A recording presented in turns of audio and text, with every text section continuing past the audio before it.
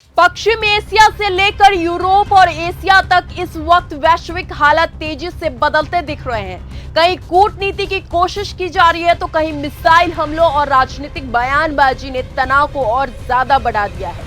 America, रूस, चीन, Iran और पाकिस्तान जैसे देशों से आ रहे बड़े बड़े बयान और घटनाएं ये साफ संकेत दे रहे हैं कि दुनिया एक बार फिर अस्थिरता के दौर में प्रवेश कर रही है। नमस्कार, आप देख रहे हैं न्यूज गंगा। मैं हूं आपके साथ अंकिता। भारत को धमकी देने वालों पर दांव उल्टा पड़ जाएगा। पुतिन ने पश्चिमी देशों को दे दी वार्निंग। रूस के राष्ट्रपति व्लादिमीर पुतिन ने कहा कि दुनिया कुछ भी कहे, भारत हमेशा से स्वतंत्र रूप से काम करता आया है। इसी के साथ उन्होंने ये भी कहा कि भारत की विदेश नीति पूरी तरह से स्वतंत्र है। अमेरिका का ईरानी रडार ठिकानों पर मिसाइल हमला, लेकिन ट्रंप बोले ईरान के पास अब भी जंग लड़ने की कैपेसिटी है। अमेरिका और ईरान के बीच तनाव अब भी अपने चरम पर है। यूएस आर्मी ने एक बार फिर से ईरान के तटीय इलाकों पर हमला किया है। अमेरिका सेना का दावा है कि उसने ईरान के रडार को तबाह कर दिया है। खोखली बयानबाजी, झूठ बोलने से कुछ नहीं होगा। यूएन में पाकिस्तान को भारत ने दिखाया आईना। भारत ने कहा कि पाकिस्तान संयुक्त राष्ट्र के मंच का गलत इस्तेमाल करता है। इसके साथ ही भारत ने यह भी कहा कि पाकिस्तान झूठे नैरेटिव चलाना बंद करे।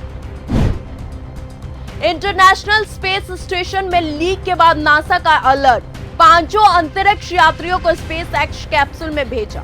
अंतरिक्ष स्टेशन में लीक के कारण सुरक्षा चेतावनी जारी की गई। नासा ने रिसाव की मरम्मत के दौरान आईएस चालक दल के सदस्य को अंतरिक्ष यान में जाने का निर्देश दिया।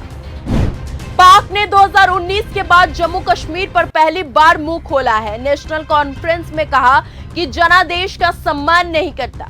पाकिस्तान की ओर से जम्मू कश्मीर की उमर अब्दुल्ला सरकार को कठपुतली सरकार बताए जाने पर नेशनल कॉन्फ्रेंस ने कड़ी प्रतिक्रियाएं दी हैं। उनका कहना है कि पाकिस्तान जम्मू कश्मीर के लोगों के जनादेश का सम्मान नहीं करता है।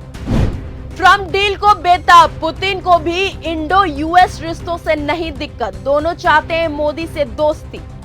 अमेरिका और रूस दोनों महाशक्तियों के कुछ ही घंटे के अंदर भारत को लेकर बयान दिया है। व्लादिमीर पुतिन खुलकर भारत के पक्ष में बैटिंग करते नजर आए हैं तो डोनाल्ड ट्रंप का अपना ही अंदाज दिखा है। जिनपिंग अगले हफ्ते जाएंगे नॉर्थ कोरिया, 7 साल बाद का दौरा। अमेरिका रूस को मिला बड़ा मैसेज। चीनी राष्ट्रपति शी जिनपिंग ने पिछले साल सितंबर में आखिरी बार किम जोंग उन का मुलाकात की थी। अब जिनपिंग, किम जोंग और व्लादिमीर पुतिन तीनों बीजिंग में एक साथ जमा हुए थे। ऑस्ट्रेलिया में 1 लाख कॉकरोच हुए गिरफ्तार। हथेली के बराबर साइज, कीमत 1.4 करोड़। ऑस्ट्रेलिया में कॉकरोच पालने के अवैध कारोबार का पर्दाफाश। छापेमारी में 1 लाख से ज्यादा कॉकरोच हुए जब्त, जो 2 तरह के थे, मेडागास्कर हिंसिक कॉकरोच और डूबिया कॉकरोच।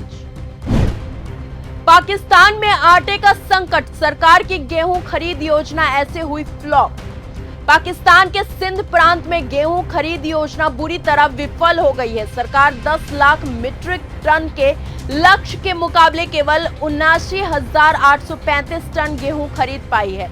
इसके बाद गेहूं और आटे की कीमतों में तेजी से बढ़ोतरी देखी गई है। आटा 135 से 140 रुपए किलो तक पहुंच गया है, जिससे आम लोगों पर महंगाई का बोझ बढ़ गया है। इजराइल की फायरिंग में 7 महीने के बच्चे की मौत, गलती पर नेतन्याहू की सेना दुखी। वेस्ट बैंक के हेब्रोन में इजरायली सेना की गोलीबारी में 7 महीने की फिलिस्तीनी बच्चे की मौत हो गई है, जबकि उसके माता पिता घायल हो गए हैं। इजरायली सेना ने कहा कि सैनिकों को वाहन से खतरा लगा था, लेकिन शुरुआती जांच में परिवार को निर्दोष पाया गया था। सेना ने घटना पर गहरा दुख जताया है।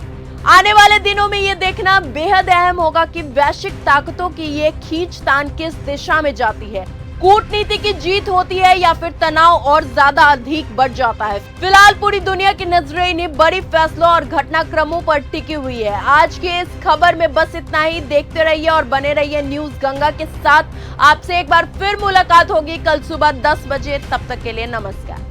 अगर आपको यह हमारा वीडियो पसंद आया हो तो इसे लाइक और शेयर करना बिल्कुल ना भूलें। साथ ही हमारे चैनल न्यूज गंगा को सब्सक्राइब और फॉलो जरूर करें, ताकि देश और दुनिया की हर बड़ी खबर आप तक सबसे पहले पहुंचे।